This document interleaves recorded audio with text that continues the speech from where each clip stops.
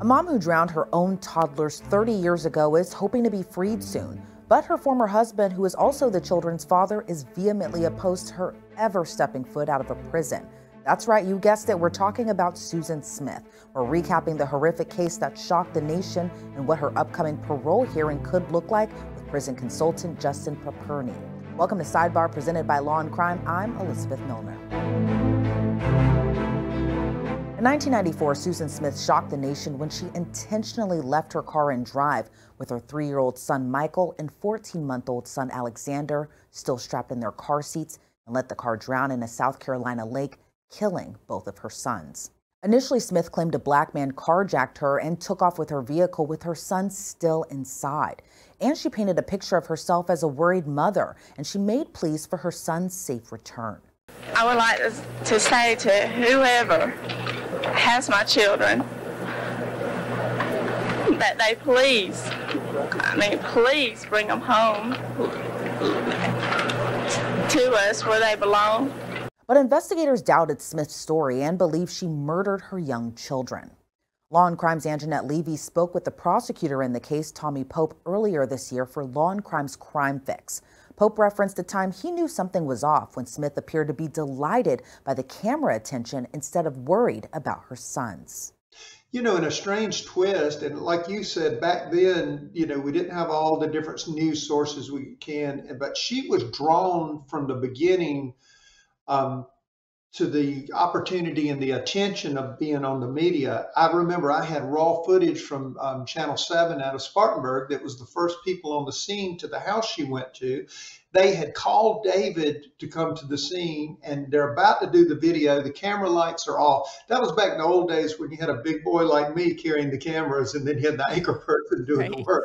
So they the anchor person says something to the effect. So David and Susan are standing in front of them ready for the camera. And she says, okay, when the lights come on, then I'm going to ask you, your name and then what happened, whatever. Right before the lights come on, Susan looks at David and kind of giggles like it's exciting, like they're going to be on TV. You know what I mean? And of course, poor David looks like a deer in the headlights. He looks like a guy who was just told your kids have been stolen. And so going through it, there were always kind of little instances, but I was going to say the media intensity, because ultimately she was on every national media, interviewed like the Today Show and all this stuff. And she was fine when she was getting the accolades and the sympathy. When they started questioning her a little bit, she started, cracking. And so I think that media pressure helped. And then there were just slowly inconsistencies.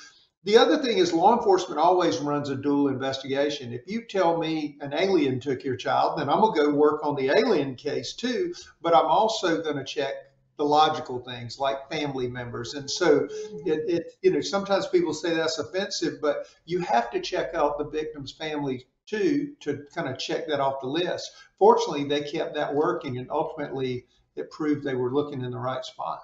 Stories like this one are obviously tough, but they're important to tell. And part of the reason we're able to do so is from our great sponsors like Upside. So what's Upside? It's a free app, yes, free, that gets you cash back on daily essentials like groceries and gas. It's actual real cash back. Money appears in your Upside app that you can transfer straight into your bank account. Here's what you do.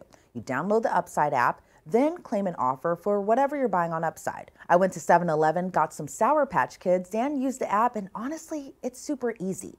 You can use the app at Shell, Exxon, and my personal favorite, Taco Bell. To find out how much you could earn, download Upside or click the link in the description and use our promo code SIDEBAR to get 25 cents back on every gallon on your first tank of gas. Again, that's promo code SIDEBAR for an extra 25 cents back on your first gallon of gas. Detectives searched nearby lakes and ponds, including John D. Long Lake, where they made the heartbreaking discovery, as it would turn into the site where Michael and Alexander's bodies were found.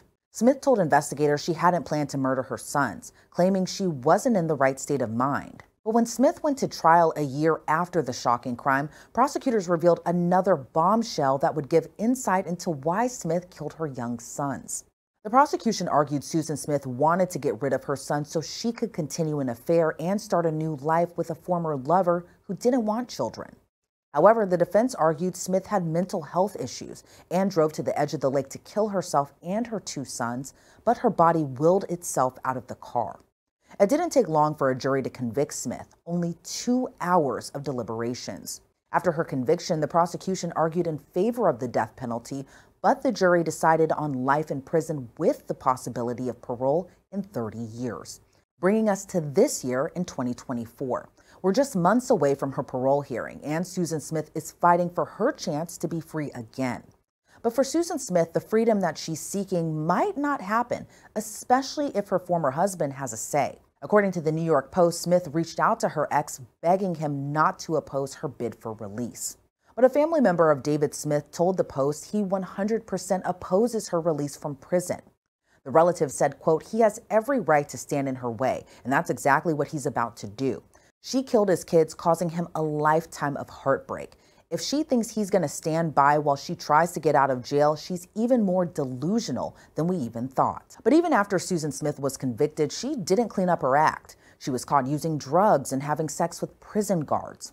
In 2000, Smith was written up for having sex 4 times with a 50-year-old prison guard, Houston Cagle. He pled guilty and spent time behind bars himself when he was sentenced to 3 months in jail. Then in 2001, Captain Alfred Rowe Jr. also pled guilty and was sentenced to 5 years of probation. Both men also lost their jobs. Prison officials say Smith has stayed out of trouble since 2015. Instead, family members say Smith has kept busy making plans on what she'll do if she's released on parole. But with her former husband opposing her release and her prior infractions, how possible is it that the killer mom could actually be granted parole? We're breaking that down with prison consultant Justin Paperny. Justin, welcome. I think a lot of people might be shocked that Susan Smith is actually up for parole this year in just a few months. And this case truly shocked the nation. How likely is it that she could actually be released on parole? I would say it's unlikelier because she hasn't built a record through the last 30 years in prison that would demonstrate why she's even a candidate.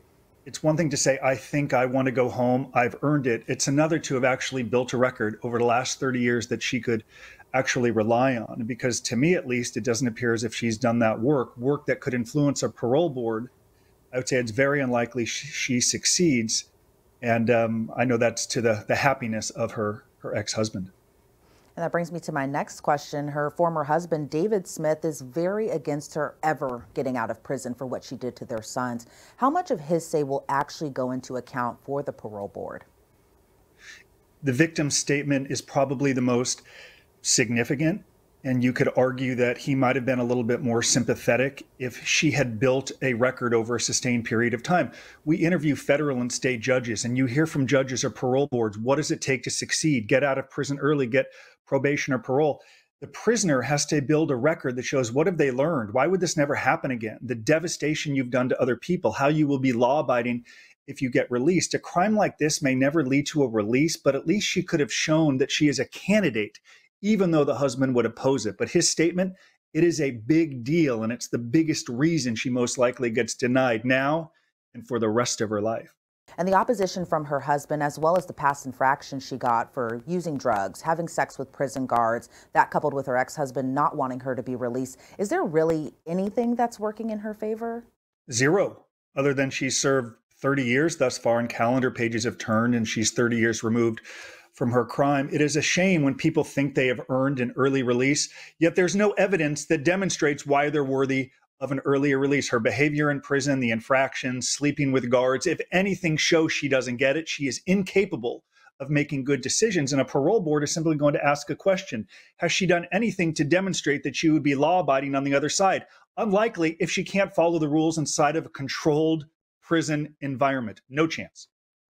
And do you think Susan Smith ever really changed? During her trial, prosecutors said she killed Michael and Alexander because she didn't want to be a mom. She doesn't seem to show any remorse for what she had done. And since being locked up, there's been this pattern of Susan Smith seemingly having a trail of men in her pathway. What are your thoughts?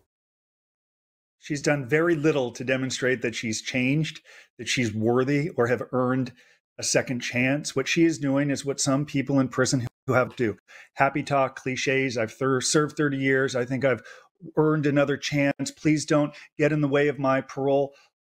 mean absolutely nothing. Has any record been built that demonstrates why she's a candidate for parole? Of course not. And of course, she will continue to play the victim when it's denied. People are against me, my ex-husband and others. It's not fair.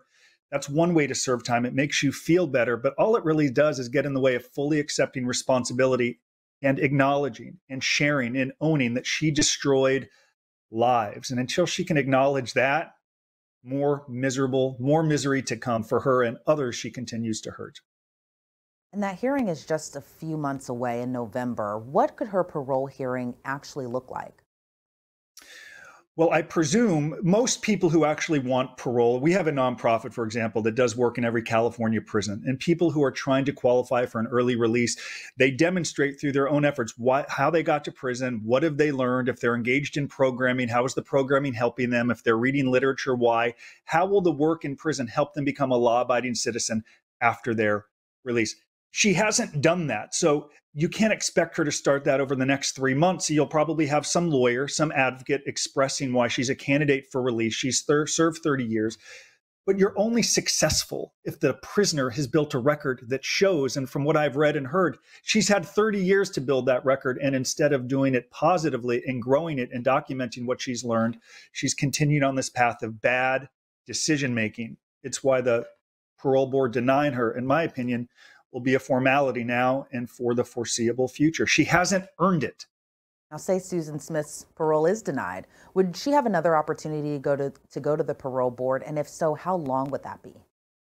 I don't know the exact length of time, but I presume it could be 5, 10 years, depending on South Carolina and however long it takes. I know if she is denied, it's probably an opportunity for her, if she has some ability to introspect, to say, okay, why did they deny me? What led me here? What could I do in advance of the next parole hearing to say, I heard why you denied me. I understand why. Here's a record I've begun to build that demonstrates why I am now a candidate. In fact, I wish I had done this for the first 30 years. Now I've done it for the next 5 or 10. The problem with that is it actually takes work. It actually takes acceptance of responsibility, introspection, avoiding problems, avoiding sleeping with staff, avoiding complaining. It actually takes work. And not everyone is willing to do the work. And until she does that, more problems are coming. Now, say by chance Susan Smith, takes accountability for what she did. She shows remorse while at the parole hearing. Do you think her showing maybe some last minute remorse might actually have a sway on the parole board? That's why we interview judges. The answer is, of course not. It's happy talk. It's one thing to say, I'm sorry, I accept responsibility, which judges or a parole board, they expect to hear that. It is discounted. Here's what they will say. Where is the evidence behind the remorse? Where is the evidence that you have changed? Where is the evidence that you have learned from this experience? Where is the evidence that you identify with the victims and families and lives you have destroyed forever? She could say she's sorry. It will have zero significance because she has not built a record that proves that she is truly sorry. It's nothing more, as judges would tell you, nothing more than happy talk. And do you think that Susan Smith might be delusional in a way to think that she actually could step foot out of a prison in a few months? Look, hope is a good thing, right? You can convince yourself in that isolated environment that relief is possible, that someone on that parole board will have sympathy for her, that perhaps her life has changed over the last 30 years. So certainly hope is a good thing. But if you haven't built a record, there's no reason to be hopeful. You're simply delusional. And that's exactly what we have here. She should only have some hope if she had a documented record of growth, productivity, lessons learned, and building a record that shows why she's a candidate, even if it's a small percentage. That's when you have hope. If you haven't done the work, you're simply delusional. Do you think that if she doesn't get out of prison, that she may in a way just say, you know what, forget it, this is all a waste, like I'm not going to go up for my next parole hearing, time after time after time again? She just might sit with what she had done and stay the rest of her life in prison. Do you think that's also a possibility? Sure, some people convince themselves that I've done everything I could and they didn't reward it. So why would I continue to do it if they're not going to reward it? It's kind of this ends justify the means, so fixated on an end, and they're only doing it because of the result they want rather than doing it for the right reasons. And until she begins to do it for the right reasons over a sustained period of time, she will continue to get denied parole. She will continue to play the victim. and blame other people. So sure, there's a chance she gives up, says, that's a wrap, nothing I do matters. I would ask her, what actually have you done? What have you documented? What have you proven over the last 3 years that demonstrates why you are a candidate for parole? And that's a tough one because it requires people to introspect. And if they can own it and finally say, I haven't done a damn thing, hence the reason she has more struggle coming. And Justin, this is really just a shocking case that had happened, again, 30 years ago. But take me back to the 90s where you may have heard of this case. What was your mind and what was just the general sentiment across the nation about what Susan Smith did and was later convicted of? Well, when you hear about it, it's tragic. And initially, I was only 19 then, and I immediately had huge sympathy for the family because she pinned it on, I think, African Americans who she said kidnap them. So it takes waste police resources investigating people who might have committed this crime. So you immediately have sympathy, like, my God, this family lost their 2 beautiful young children. This is awful. But it just continues to show her criminal thinking, how she was strategizing to try to pin this on other people. So I recall reading it, my initial sympathy went to the parents. And then when it was clear that she did it, it went, of course, to the father and the young children who were killed. I remember reading it vividly. I was a student at USC, and I'll never forget it. Yeah, it was truly just a heartbreaking case. Justin, thank you so much, really, for being here. We really appreciate your time. Before we sign you off, is there anything else about this case you would like to add? If you have someone in prison and they want to get out earlier, and they are truly committed to making amends, it's got to be documented. You got to build it. You got to show progress for a cynical judge or a cynical parole board who expects you to say, I'm sorry, let me out. If you haven't built and documented, it's not going to happen. Do the work and convey to cynical stakeholders why you're a candidate for leniency. Without that, expect to stay in prison longer. All right, Justin, again, thank you so much for your time today. We really appreciate it. Thank you. And Susan Smith's parole hearing is scheduled for November 4th. And of course, we'll continue to follow this very closely. But for now, that's all the time we have on this episode of Sidebar. Check out more episodes and please subscribe to us anywhere you listen to your podcasts, whether it's Apple Podcasts, Spotify, or YouTube. I'm Elizabeth Milner, and this has been Sidebar presented by Law and Crime.